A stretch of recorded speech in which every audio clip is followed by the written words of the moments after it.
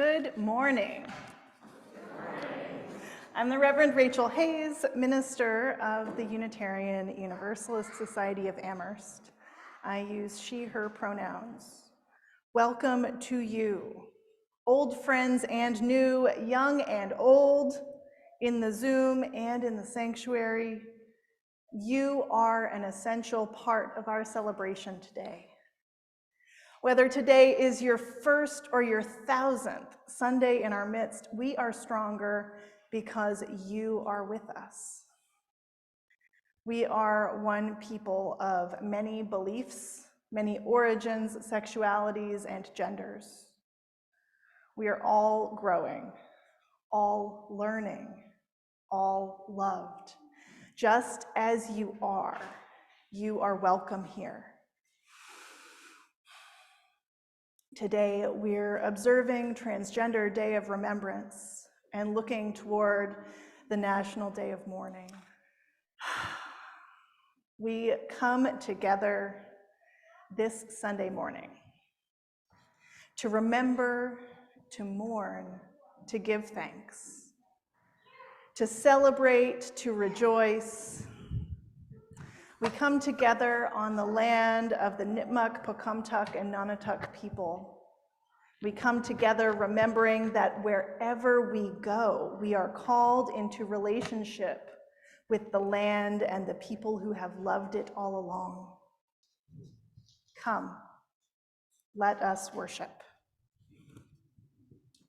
We light this flame to invite a world of peace, where we heal the wounds, where we share what we have with one another, where justice is another word for relationship, and we listen for what love has to say.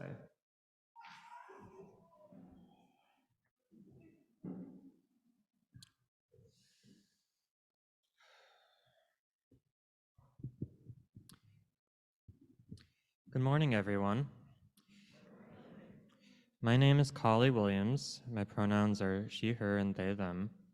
And I'm the Youth and Young Adult Coordinator for the Unitarian Universalist Society of Amherst and the Unitarian Society of Northampton and Florence. I wanted to take some time this morning to offer some reflections on my experiences of attending the National Day of Mourning for the past 3 years. In order to talk about the National Day of Mourning, I find it helpful to begin by starting with the real history of Thanksgiving. The first official day of Thanksgiving was proclaimed in 1637 by Governor Winthrop of the Massachusetts Bay Colony. The Thanksgiving Day which he proclaimed was to celebrate the safe return of colonists who had gone to Mystic, Connecticut to participate in the massacre of over 700 Pequot women, children, and men. This was the original meaning behind Thanksgiving, and as I learned from attending the National Day of Mourning, in the eyes of many American Indians, the meaning of this holiday has never really changed. I also learned that the so-called Pilgrims came to Massachusetts not as religious refugees, as colonial mythology states, because they had already been granted religious liberty in Holland. Rather, the Pilgrims arrived on a commercial venture to steal indigenous land and resources and to turn a profit on it. In fact, one of the first actions that the Pilgrims took upon arriving at Cape Cod was to rob Wampanoag graves and steal as many of the Wampanoag provisions of corn and beans as they were able to carry. Plymouth Rock, which the Pilgrims most likely never landed at, instead serves as a shrine and a tourist attraction to commemorate this brutal colonial history, much like how Confederate statues in the South commemorate the brutality of the Confederacy. The first National Day of Mourning began in 1970 when Wamsuta Frank Jones, a Wampanoag man, was asked to speak at a state dinner commemorating the 350th anniversary of the Pilgrim Landing. Rather than repeating the colonial myths of Thanksgiving, Jones told the real story, and because of this, his speech was censored. In response to this, local Wampanoags and other indigenous groups organized a protest march in the town of Plymouth, where Jones was able to give his intended speech. And every year since then, there has been a protest march in Plymouth on the same day as Thanksgiving, known as the National Day of Mourning. I have attended the National Day of Mourning 3 times, twice on Zoom and once in person. Each year, there have been moving speeches and testimonies from Indigenous speakers, land defenders, and activists from around the world. Every year, an address is read out loud from Leonard Peltier, the former leader of the American Indian Movement and longest-serving political prisoner in U.S. history, wrongfully imprisoned for the death of an FBI agent in a shootout on the Pine Ridge Reservation. Each year, there are renewed calls from Indigenous activists and allies for the president to grant him clemency, and each year these calls have been ignored. One of the biggest takeaways I've learned from the National Day of Mourning is that along with introducing smallpox, the Pilgrims introduced the class system, patriarchy, the gender binary, homophobia, private property, and many other systems of oppression to these shores for the first time, systems which many of us, including the descendants of settlers, are still struggling against today. As a white trans person with US citizenship, I think about how the colonial systems that the Pilgrims enforced through violence and that their descendants, white people, white Americans, and our government today continue to enforce, confer upon me with unearned privileges in many areas of my life, such as my race and class, and also marginalize me in my experience of gender. In honor of the Trans Day of Remembrance, I think it's also critically important to reflect on how the marginalization of transness is made more drastic and multiplied for trans folks who are Black, Indigenous, and people of color, and those who are marginalized in additional ways such as class, ability, etc. For the settler colonists who founded the so-called United States and the Pilgrims who came before them, it wasn't enough to simply steal the land and resources of Native Americans. They sought to eliminate Native culture and existence from this land entirely. When I think about Thanksgiving in light of this, I can begin to understand why a day of mourning rather than a day of Thanksgiving is needed in relation to this history. And yet the day of mourning is not only about mourning, it is also about resilience, self-determination, and sovereignty for Indigenous peoples. The motto of the United American Indians of New England, who organize the National Day of Mourning each year, is that we are not vanishing, we are not conquered, we are as strong as ever. The Pilgrims, nor subsequent generations of settler colonists, were not able to succeed in eliminating Native peoples from this land and from eliminating their cultures entirely.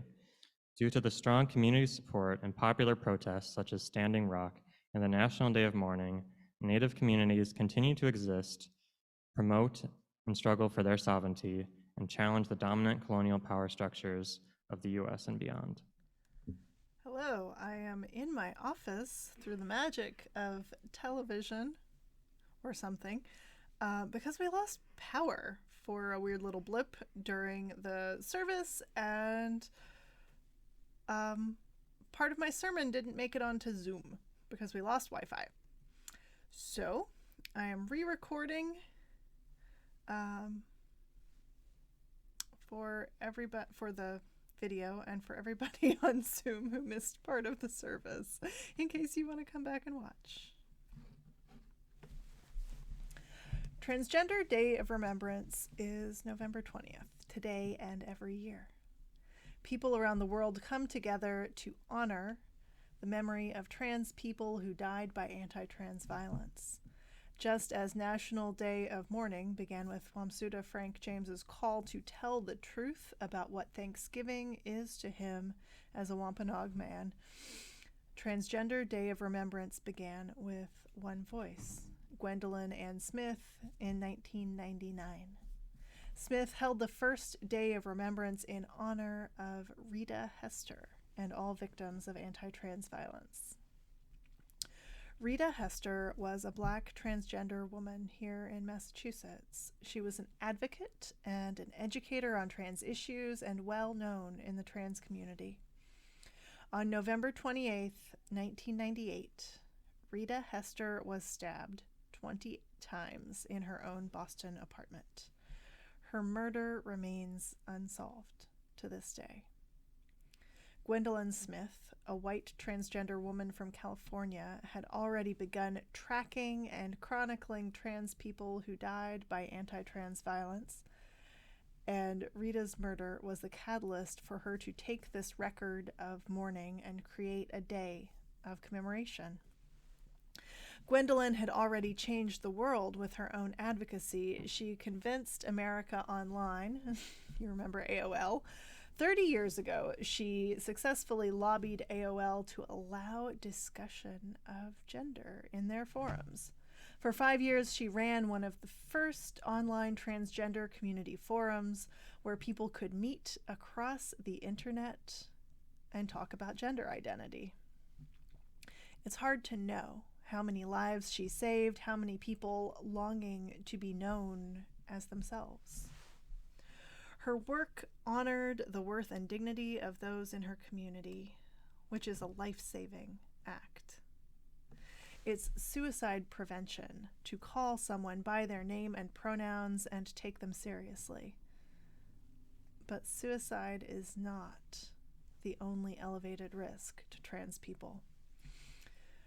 Trans people face interpersonal violence at higher rates than cisgender people.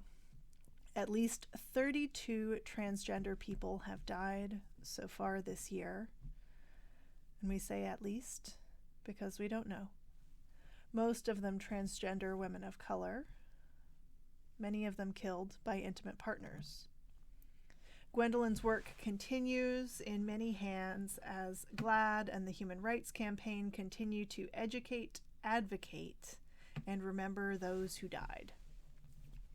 The organization Forward Together chooses to celebrate Trans Day of Resilience, a celebration of trans brilliance, trans ancestors, and trans joy. They send trans love care packages full of art, buttons, prints, and stickers to trans, Black, Indigenous, and people of color.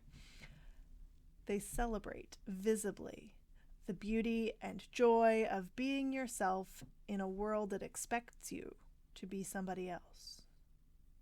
Gathering resilience comes from telling the truth. From Wamsuda Frank James telling the truth about Thanksgiving, from Gwendolyn Smith telling the truth about anti-trans murders, from everyone who stops and says, no, listen, this is what happened, this is what is happening, this is who I am. There is resilience that comes from integrity, from truth. We have a duty to meet this integrity, this truth. If we say that we seek truth and meaning responsibly, that means that we do it in relationship. People are looking for relationship when they give us another chance to do better. It's not the only sign, but it's a big one. The Massachusetts Indigenous Legislative Agenda put forth a 5-point agenda for bills in our state legislature. 1. Honor Indigenous Peoples Day. Celebrate Indigenous resilience and survival, and tell the truth about historic and ongoing colonialism, genocide, and racism. 2. Protect Native American heritage. Don't sell Native sacred objects. And this is me, but while we're at it, give them back. 3. Remove the racist Native American mascots from Massachusetts public schools. 4. Teach Native American culture and history. 5. Educate Native youth. If you contacted your state legislatures to support this agenda, thank you for that. But how are you choosing to do these things in your own life, given that you are not a public school, a museum full of sacred artifacts, or a government body? How are you telling the truth about Native genocide, colonialism, and racism? Do you support teams with racist mascots, shop in stores with racist signage, buy items with racist logos? Do you buy Native-style art from non-Indigenous makers? Are you learning Native history? Do you support Native culture bearers by paying for the Native culture you encounter? How are you telling the truth about the oppression transgender and non-binary people face? Do you know the truth? Have you studied gender and sexuality recently? Meaning in the last 5 years, because language changes and the movement moves. Do you assume the gender of the people you meet? Do you take care to get their pronouns right and use their up-to-date name? Do you remind others to use the right pronouns and name? It matters. It matters that we open ourselves to hearing the truth and telling the truth. I have 2 things you can do in the next week to open up to this truth. Later today, bring up that resilience we cultivated together and read the names and stories of the people who died by anti-trans violence this year. It's posted on the Human Rights Campaign website. On Thursday, attend the National Day of Mourning by live stream, if not in person. Listen to the speakers and hold your heart open to truth. Or, whatever you are doing, think about what it means to celebrate from a place of gratitude and connection and relationship rather than white supremacy. 2 things that will come up in our congregation in the future. In the new year, our congregation will do a book read of an Indigenous people's history of the United States, and I hope you can join us. And I am planning on offering some gender and sex ed for adults in the next year or so. Details TBD. Being willing to tell and honor the truth, or not, will determine what our future is.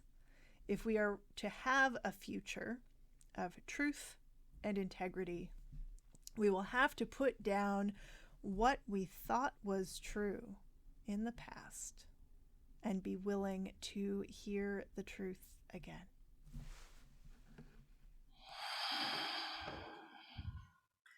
Spirit,